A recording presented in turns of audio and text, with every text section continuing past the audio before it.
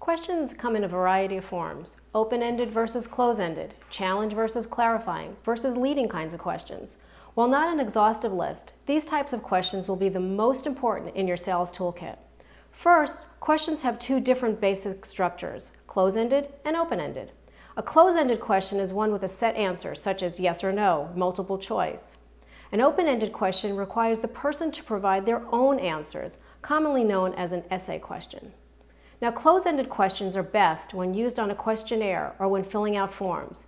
You can use these questions when you're qualifying a prospect or determining basic business facts.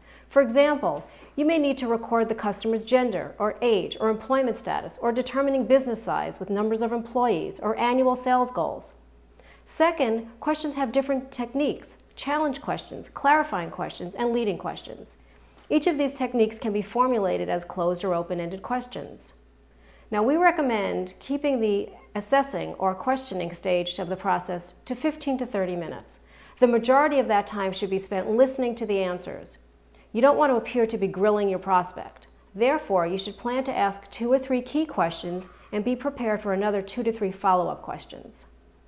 Good listening skills are even more critical to the fact-finding process than good questions. Customers buy for their reasons, not yours. Therefore, we recommend using the following active listening skills to complement your notes. Active listening is a simple 2-step process that ensures that you participate in the conversation, gather useful information, and move the conversation forward. Restate what the prospect says, summarizing your understanding of his or her situation. Ask follow-up questions to make sure you're interpreting their answers and situation correctly. It's critical that you listen for agreement after both steps. If the prospect doesn't agree, then you'll need to ask qualifying questions, clarifying questions until you're both in agreement.